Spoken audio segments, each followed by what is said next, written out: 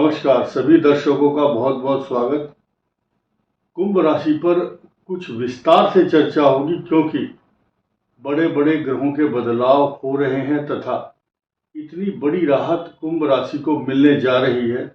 उसी के साथ साथ दो ग्रह जब नीच में राशि में होंगे तो कुंभ राशि पर इसका क्या प्रभाव होगा, और साथ ही साथ ध्यान देने की बात है कि राहु केतु की जो छाया है, यहाँ ग्रहण योग भी है, तो ऐसी पोजीशन में दो बार दो नवम पंचम योग का राजयोग आपको देखने को और सहन करने को मिलेगा, यानी कि उसका प्रतिफल आप देखेंगे अगले 1 और 1.5 महीने के बीच में ही ये सब चीज आपके सामने आने वाली है। और एक एक चीज को बड़ा अच्छा समझिए धीरे से। 1 और 7 यानी कि 1 नंबर ये है जहां 11 लिखा है और 7 ये है। यहाँ 11 लिखा हुआ लेकिन ये राशि है, और कुंभ राशि इसका जिस स्थान पर होती है उसको 1 नंबर बोलते हैं। प्रथम और सप्तम भाव में ये राहु केतु का ट्रांजिट चल रहा है। मंगल का प्रकोप किस प्रकार से आपको रहेगा और किस तरह की आपको पीड़ा से छुटकारा मिला है उसकी चर्चा भी, ताकि आपको तसल्ली हो जाए कि एक ग्रह जो बहुत दिन से आपके लिए कष्टकारक बना हुआ था उससे आपको मुक्ति मिली है। और दूसरा, वो जो दूसरे भाव में मंगल आने से वो किस भाव को कष्ट दे रहा है वो भी ध्यान देने वाली बात होगी। इसी के साथ साथ राहु केतु की छाया सूर्य और शुक्र नीच राशि पर जहां जहां होंगे, जैसे कि यहाँ नीच राशि में सूर्य होंगे 1 महीना, तो यहाँ उच्च राशि पर दृष्टि भी डालेंगे। साथ ही साथ जब शुक्र यहाँ नीच राशि में होंगे तो अपने से ठीक 7वीं राशि पर उच्च दृष्टि भी होगी। अभी तक 28 जुलाई से अब तक यहाँ शनि मंगल का बहुत बड़ा जो एक दूसरे से टकराव का योग चल रहा था समसप्तक, वो कुंभ राशि को शांति से बैठने नहीं दे रहा था। अब 2 प्रकार के नवम पंचम राजयोग बनेंगे, उनका सुखद एहसास, सुखद अनुभूति आपको करनी है, वो मैं आपको बताऊंगा। फिलहाल इस वीडियो में धनिष्ठा, शतभिषा और पूर्वा भाद्रपद की चर्चा होगी। धनिष्ठा मंगल का नक्षत्र है, शतभिषा राहु का और पूर्वा भाद्रपद बृहस्पति का है। इन तीनों नक्षत्रों के समीकरण को देखते हुए हम चर्चा करेंगे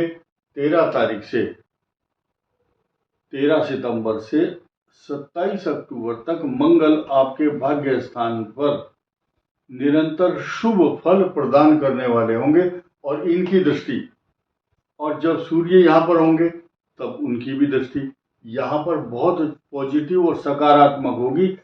आपकी जेब में अगर 10 रुपये होंगे तो 1000 रुपये का सामान खरीदने की ताकत आपके अंदर आ जाएगी।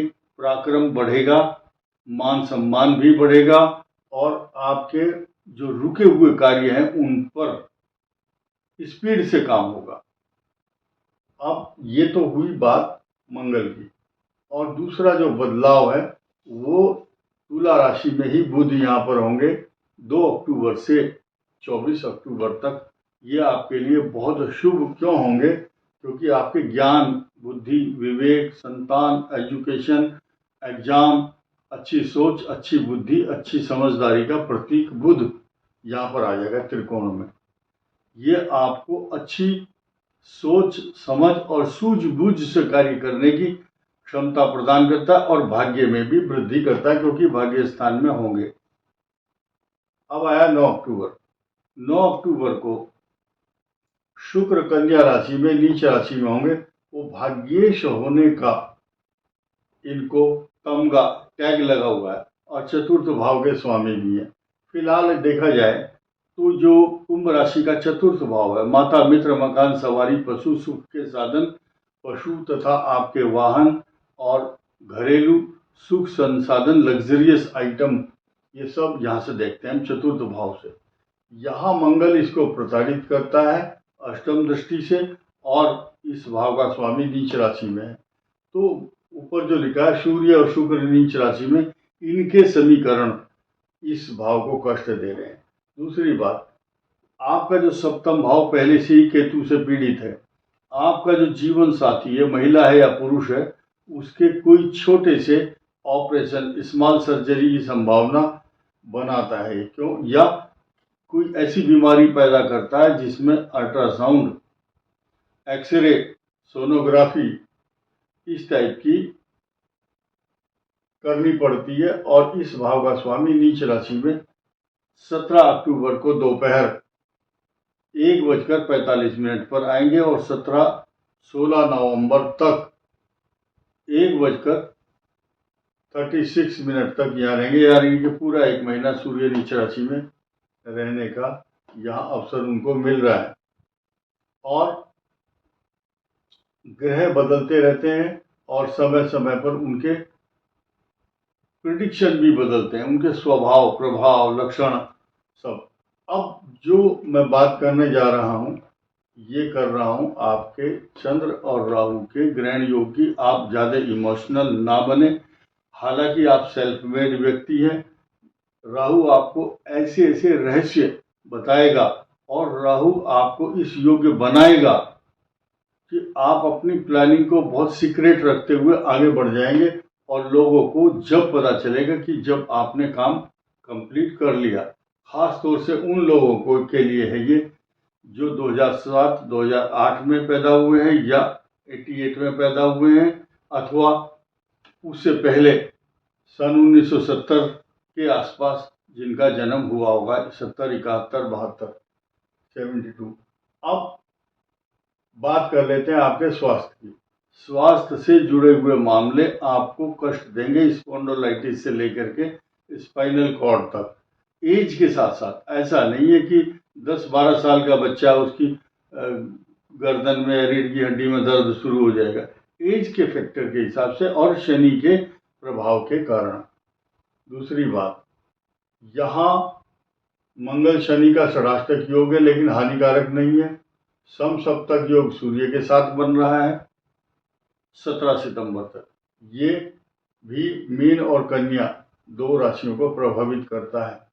फिर भी हम ये कहेंगे कि पंचम भाव से जो नवम पंचम योग बना है कुंभ राशि का, यह आपके लिए बहुत पॉजिटिव रहने वाला है। और इससे भी ज़्यादा खुशी आपको अब होगी। यानी कि 11-3-7 या 3-7-11 या 7-11-3, इनका परस्पर दृष्टि आदि संबंध ये नवम पंचम योग कहलाता है। इस नवम पंचम योग का उस समय डबल आपको फायदा होने वाला है जब मंगल का प्रवेश यहाँ होगा 28 अक्टूबर को। और ठीक 10 दिन पहले ही बृहस्पति की दृष्टि महापरिवर्तन के रूप में उच्च राशि में, एक बहुत बड़ा सृष्टि के अंदर सेलिब्रेशन होता है जब बृहस्पति अपनी उच्च राशि में आते हैं। और इनको 12 साल के बाद ये अवसर मिलता है। और यहाँ पर इस बृहस्पति को 2 बार अवसर मिलेगा। ये पूरे गणाध्यक्ष हैं, इन ग्रह जितने भी गण हैं, ग्रह हैं, उनके अध्यक्ष बन करके रहते हैं। इनका प्रारूप इतना हाई फाई होगा कि ये भाव प्रफुल्लित होगा और मजबूत होगा। यहाँ पर भी दृष्टि होगी, इधर भी होगी। और इसी बृहस्पति की दृष्टि आपके नौकरी, रोजगार, व्यापार, सम्मान के क्षेत्र पर आप एक ध्वजा के रूप में झंडा गाड़ने की स्थिति में आ जाएंगे, इसमें कोई संदेह नहीं है। आपको क्या करना है, मंगल भाग्य स्थान में आया, जितना भी पुण्य आप कर सकते हैं, चाहे नवरात्रों में चाहे पितृपक्ष में, जितना भी आप दान करेंगे, दान कैसे, अपने बच्चों के हाथ से कराएं या किसी अनाथ आश्रम में कराएं या ऐसे बच्चों को दान कराएं, या भंडारा कहीं हो रहा है जहां अन्न वितरित होता है, बहुत लोग जरूरतमंद लोग खाते हैं भोजन, तो वहां पर देने से आज की तारीख में किसी को घर देने के लिए जाओ तो वो शक करता है, यार पता नहीं मेरे को खाना क्यों खिला रहे हैं। ऐसी सार्वजनिक स्थल पर आप भोजन कराएं, आपके हाथ से अन्न का दान होगा और लोगों को इसका लाभ मिलेगा, आपको पुण्य प्राप्त होगा। इस वीडियो में इतना ही। धन्यवाद, नमस्कार।